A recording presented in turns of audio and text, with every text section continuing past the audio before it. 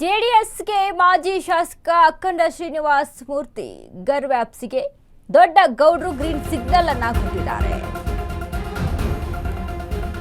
ಜೆಡಿಎಸ್ಗೆ ಮಾಜಿ ಶಾಸಕ ಅಖಂಡ ಶ್ರೀನಿವಾಸ್ ಮೂರ್ತಿ ಅಖಂಡ ಗರ್ ವ್ಯಾಪ್ತಿಗೆ ದೊಡ್ಡ ಗೌಡ್ರು ಗ್ರೀನ್ ಸಿಗ್ನಲ್. ತೆನೆ ಹೊರಲು ಸಜ್ಜಾದ ಅಖಂಡಗೆ ದಳಪತಿಗಳ ಅಭಯ. ಅಖಂಡ ಜೆಡಿಎಸ್ ಸೇರ್ಪಡೆಗೆ ದೇವೇಗೌಡರ ಸಮ್ಮತಿ. 3 ವಾರಗಳ ಹಿಂದೆ ಅಖಂಡ ಮನೆಗೆ ಎಚ್ಡಿಕೆ ಭೇಟಿಯನ್ನ ಕೊಟ್ಟಿದ್ರು. ಜೆಡಿಎಸ್ ಪಕ್ಷಕ್ಕೆ ಬನ್ನಿ ಎಂದು ಆಹ್ವಾನಿಸಿದ್ದ ಕುಮಾರಸ್ವಾಮಿ ಇದಕ್ಕೆ ಸಾತ್ವಿಕ ಒಪ್ಪಿಗೆ ಸೂಚಿಸಿದ್ದ ಅಖಂಡ ಶ್ರೀನಿವಾಸ್ ಮೂರ್ತಿ ಇಂದು ದೇವೇಗೌಡರು ಭೇಟಿಯಾಗಿ ಆಶೀರ್ವಾದ ಪಡೆದ ಅಖಂಡ. ಜೆಡಿಎಸ್ನಿಂದಲೇ ರಾಜಕಾರಣ ಆರಂಭಿಸಿದ ಮಾಜಿ ಶಾಸಕ ಶ್ರೀನಿವಾಸ್ 2008ರಲ್ಲಿ ಪುಲಕೇಶಿ ನಗರದಿಂದ ಜೆಡಿಎಸ್ ಸ್ಪರ್ಧಿಸಿ ಸೋತಿದ್ದ ಅಖಂಡ ಶ್ರೀನಿವಾಸ್ 2013ರಲ್ಲಿ ಜೆಡಿಎಸ್ನಿಂದ ಮತ್ತೆ ಸ್ಪರ್ಧಿಸಿ ಶಾಸಕರಾಗಿದ್ದ ಶ್ರೀನಿವಾಸ್ 2018ರಲ್ಲಿ ಜಮೀರ್ ಟೀಮ್ ಜೊತೆ ಕಾಂಗ್ರೆಸ್ ಸೇರಿದ್ದ ಶ್ರೀನಿವಾಸ್ 2020ರಲ್ಲಿ ಅಖಂಡ ಮನೆಗೆ ಬೆಂಕಿ ಬೀಳುತ್ತೆ. 2023ರಲ್ಲಿ ಕಾಂಗ್ರೆಸ್ನಿಂದ ಟಿಕೆಟ್ ಮಿಸ್ ಆಗುತ್ತೆ. 2023ರಲ್ಲಿ ಬಿಎಸ್ಪಿಯಿಂದ ಸ್ಪರ್ಧಿಸಿ ಸೋಲು ಕಂಡಿದ್ದಂತಹ ಅಖಂಡ ಶ್ರೀನಿವಾಸ್ ರಾಜಕೀಯ ಹಿಸ್ಟ್ರಿ ಉಂಟು.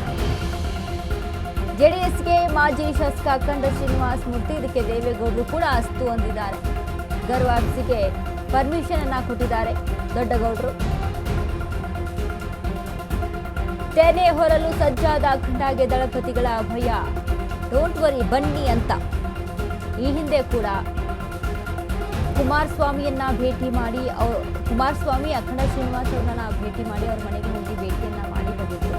ಅದಾದ್ಮೇಲೆ ದೇವೇಗೌಡರ ಆಶೀರ್ವಾದವನ್ನು ಪಡೆದಿರುವಂತಹ ಅಖಂಡ ಶ್ರೀನಿವಾಸ್ ಅವರು ಇನ್ನು ನೋಡಿ ರಾಜಕೀಯ ಜೀವನವನ್ನ ಆರಂಭ ಮಾಡಿದ್ದೆ ಜೆಡಿಎಸ್ ಪಕ್ಷ 2008ರಲ್ಲಿ.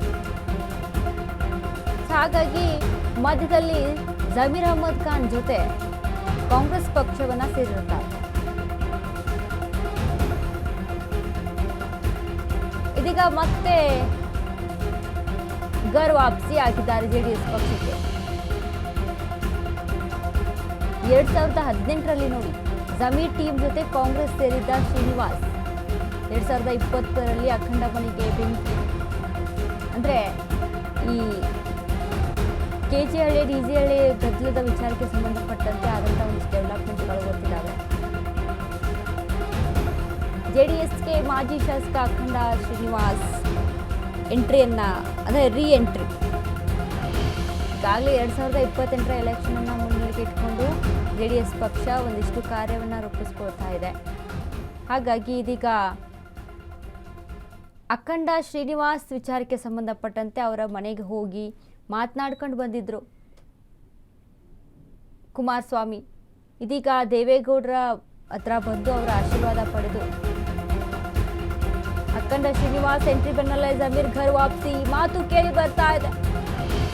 2008ರಲ್ಲಿ ಜೆಡಿಎಸ್ಗೆ ಅಖಂಡ ಕರೆ ತಂದಿದ್ದೆ ಜಮೀರ್ ಅಹಮದ್ ಖಾನ್. 2018ರಲ್ಲಿ ಜಮೀರ್ ಜೊತೆ ಕಾಂಗ್ರೆಸ್ ಸೇರಿದ ಪುಲಕೇಶಿ ನಗರದ ಮಾಜಿ ಶಾಸಕ. ಬದಲಾದ ರಾಜಕೀಯದಲ್ಲಿ ಜಮೀರ್ಗೆ ಮತ್ತೆ ಗಾಳ ಹಾಕಿದ್ರ ಎಚ್ಡಿಕೆ.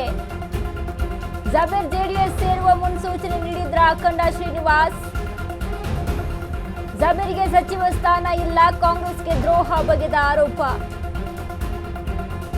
ಸದ್ಯ ಕಾಂಗ್ರೆಸ್ನಲ್ಲಿ ಮೂಲೆ ಗುಂಪಾಗಿರುವಂತಹ ಮಾಜಿ ಸಚಿವ ಜಮೀರ್ ಅಹಮದ್ ಖಾನ್ಗೆ ಹೀಗಾಗಿ ಅಖಂಡ ಶ್ರೀನಿವಾಸ್ ಮೂಲಕ ಜಮೀರ್ ಸೆಳೆಯಲು ಜೆಡಿಎಸ್ ಪ್ಲಾನ್ ಅನ್ನ ಮಾಡ್ಕೊಂಡಿದ್ಯಾ. ಜಮೀರ್ ಜೆಡಿಎಸ್ಗೆ ಬಂದ್ರೆ ಮತ್ತೆ ದಳಪತಿಗಳ ಗತ ವೈಭವ ವಾಪಸ್ ಬಂದಂಗಾಗುತ್ತೆ. ಹೀಗಾಗಿ ಶಿಷ್ಯನಿಂದಲೇ ಗುರುವಿಗೆ ಮುಹೂರ್ತ ಇಟ್ರ ದೊಡ್ಡಗೌಡರು. ಜಾತ್ಯತೀತ ಇಮೇಜ್ ಹೆಚ್ಚಿಸಿಕೊಳ್ಳಲು ದೊಡ್ಡಗೌಡರು ಸೂಪರ್ ಪ್ಲಾನ್ ಅಂತ ಹೇಳಲಾಗ್ತಿದೆ. ಐಶ್ವರ್ಯವೇಗ ನ್ಯೂಸ್ನಲ್ಲಿ ಜೆಡಿಎಸ್ ಲೆಕ್ಕಾಚಾರದ ಸೂಪರ್ ಎಕ್ಸ್ಕ್ಲೂಸಿವ್ ಮಾಹಿತಿ ಇದು.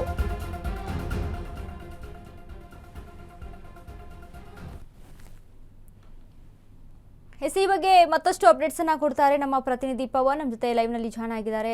ಪವನ್, ಇದೀಗ ಅಖಂಡ ಶ್ರೀನಿವಾಸ್ ಮೂರ್ತಿಯ ಗರ್ ವಾಪಸಿ ವಿಚಾರ ಒಂದ್ ಕಡೆ ಜೆಡಿಎಸ್ಗೆ ಮತ್ತೆ ಸೇರ್ಪಡೆ ಅನ್ನುವಂಥದ್ದು. ಈಗ ಏನು ಜಮೀರ್ ಅಹಮದ್ ಖಾನ್ ವಿಚಾರದಲ್ಲಿ ಇದ್ದಂಥ ಅಸಮಾಧಾನಗಳು ಜೆಡಿಎಸ್ ಪ್ಲಸ್ ಮಾಡ್ಕೊಂಡು ಮತ್ತೆ ವಾಪಸ್ ಅಲ್ಲಿ ಕರೆ ತರುವಂಥ ಪ್ರಯತ್ನದಲ್ಲಿ ಇದೆಯಾ ಅನ್ಸುತ್ತಾ ಆ ರೀತಿಯಾಗಿ? ವನಿತಾ, ಈಗ ಏನು ಅಖಂಡ ಶ್ರೀನಿವಾಸ್ ಮೂರ್ತಿಯವರು ಇದಕ್ಕೆ ಯಾವುದು ಜೆ ಡಿ ಎಸ್ ಪಕ್ಷ ಸೇರ್ತಾರೆ ಅನ್ನೋದು ಒಂದು ಊಹಾಪೋಹ ಅಲ್ಲ, ಅದು ಕನ್ಫರ್ಮ್ ಆಗಿದೆ. ಅಂದರೆ ಅವರು ಜೆ ಡಿ ಎಸ್ ಸೇರೋದಕ್ಕೆ ಕಳೆದ ತಿಂಗಳು ಯಾರು ಕುಮಾರಸ್ವಾಮಿ ಅವರು ಅವ್ರ ಮನೆಗೆ ಹೋಗಿ ಅವ್ರಿಗೆ ಆಹ್ವಾನ ನೀಡಿದರು, ನೀವು ಜೆ ಡಿ ಎಸ್ ಪಕ್ಷಕ್ಕೆ ಬನ್ನಿ ಅಂತಂದು. ಯಾಕೆ ಅಂದರೆ ಕುಮಾರಸ್ವಾಮಿ ಹೋಗಿ ಯಾಕೆ ಕರೆದ್ರು ಅಂದರೆ 2008ರಲ್ಲಿ ಇದೇ ಅಖಂಡ ಶ್ರೀನಿವಾಸ್ ಮೂರ್ತಿಯವರು ರಾಜಕೀಯ ಜೀವನ ಸ್ಟಾರ್ಟ್ ಮಾಡಿದ್ದು ಜೆ ಡಿ ಎಸ್ನಲ್ಲಿ 2008ರಲ್ಲಿ ಪುಲ್ಕೇಶಿ ನಗರಕ್ಕೆ ಕ್ಯಾಂಡಿಡೇಟ್ ಮಾಡಿಸಿದ್ದು ಜಮೀರ್ ಅಹ್ಮದ್ ಖಾನ್ ಅವರು. ಆವತ್ತಿಗೆ ಜಮೀರ್ ಅಹ್ಮದ್ ಖಾನ್ ಜೆ ಡಿ ಎಸ್ಸಲ್ಲಿ ಇದ್ದಿದ್ದ ಕಾರಣ ತನ್ನ ಗುರುಗಳು ಅಂತಂದು ಹೇಳ್ಕೊಳ್ಳೋರು ಯಾರು ಅಖಂಡ ಶ್ರೀನಿವಾಸ ಮೂರ್ತಿ. ಹೀಗಾಗಿ ಅಖಂಡ ಶ್ರೀನಿವಾಸ ಮೂರ್ತಿಗೆ ರಾಜಕೀಯವಾಗಿ ಮೂಲೆ ಗುಂಪಾಗೋ ಸೇರೋದಕ್ಕಿಂತ ಮುಂಚೆಲೇ ನಾನು ಜೆ ಡಿ ಎಸ್ ಪಕ್ಷಕ್ಕೆ ಹೋದರೆ ನನಗೆ ಮತ್ತೆ 2013ರಲ್ಲಿ ಗೆದ್ದಂಥ ಒಂದು ಅನುಭವ ಇದೆ. ಆ ಆಧಾರದ ಮೇಲೆ ಪಕ್ಷ ಸಂಘಟನೆ ಮಾಡಿ ನಾನು 2028ರಲ್ಲಿ ನಾನು ಮತ್ತೆ ಶಾಸಕ ಆಗ್ಬೋದು ಪುಲ್ಕೇಶಿ ನಗರದಲ್ಲಿ ಅನ್ನೋದು ಒಂದು ಲೆಕ್ಕಾಚಾರ ಇದೆ. ಇದ್ರ ಮಧ್ಯೆ ಪುಲ್ಕೇಶಿ ನಗರದಲ್ಲಿ ಅಲ್ಪಸಂಖ್ಯಾತ ಮತಗಳು ಜಾಸ್ತಿ ಇದ್ದಾವೆ, ಕ್ರಿಶ್ಚಿಯನ್ರು ಮತ್ತು ಮುಸ್ಲಿಮರ ಸಂಖ್ಯೆ ಜಾಸ್ತಿ ಇದೆ, ಮತ್ತು ತಮಿಳರ ಸಂಖ್ಯೆ ಜಾಸ್ತಿ ಇರೋ ಕಾರಣದಿಂದಾಗಿ ಅಲ್ಲಿಗೆ ಜಮೀರ್ ಅಹ್ಮದ್ ಖಾನ್ ಬರಬೇಕು. ಈಗ ಜೆ ಡಿ ಎಸ್ನಲ್ಲಿ ದೊಡ್ಡಗೌಡರು ಒಂದು ಲೆಕ್ಕಾಚಾರ ಹಾಕಿದ್ದಾರೆ, ಗೌಡ ಮತ್ತು ದಲಿತ ಹಾಗೆ ಮುಸ್ಲಿಮ್ ಈ ಕಾಂಬಿನೇಷನ್ನಲ್ಲಿ ನಾವು ಇಷ್ಟು ವರ್ಷ ರಾಜಕಾರಣ ಮಾಡ್ಕೊಬಂದಿತ್ತು. ಈ ರಾಜಕಾರಣವನ್ನು ನಾವು ಮುಂದುವರಿಸಬೇಕು ಅಂದರೆ ಜಮೀರ್ ಅಹ್ಮದ್ ಖಾನ್ ವರ್ಚಸ್ಸಿರೋವಂಥ ಲೀಡರು. ಈಗ ಕಾಂಗ್ರೆಸ್ನಲ್ಲೂ ಸಹ ಮೂಲೆಗುಂಪಾಗ್ತಾ ಇದ್ದಾರೆ, ಸಚಿವ ಸ್ಥಾನ ಸಿಕ್ಕಿಲ್ಲ, ಸಿದ್ದರಾಮಯ್ಯ ತೆರೆಮರೆಗೆ ಸರಿತಲೇ ಜಮೀರ್ ಅಹ್ಮದ್ ಅವ್ರನ್ನ ಮೂಲೆಗುಂಪು ಮಾಡ್ತಾ ಇದ್ದಾರೆ. ಹೀಗಾಗಿ ಅವರನ್ನು ವಾಪಸ್ ತರಬೇಕು. ಆ ವಾಪಸ್ ತರೋದಕ್ಕೆ ಮೊದಲ ದಾಳವಾಗಿ ಉಳಿಸಿದ್ದೆ ಅಖಂಡ ಶ್ರೀನಿವಾಸ ಮೂರ್ತಿನ.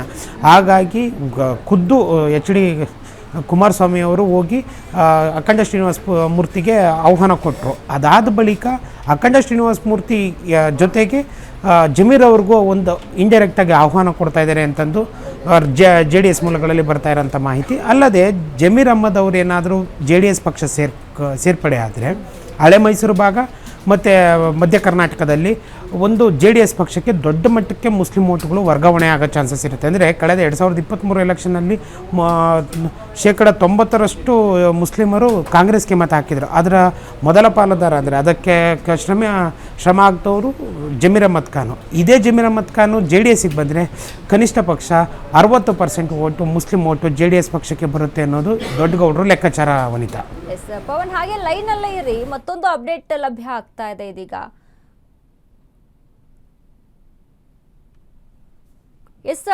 ಕಾಂಗ್ರೆಸ್ಗೆ ಸಂಪುಟ ಸಂಕಷ್ಟ ಎದುರಾಗಿರುವಂಥದ್ದು. ಈಗಾಗಲೇ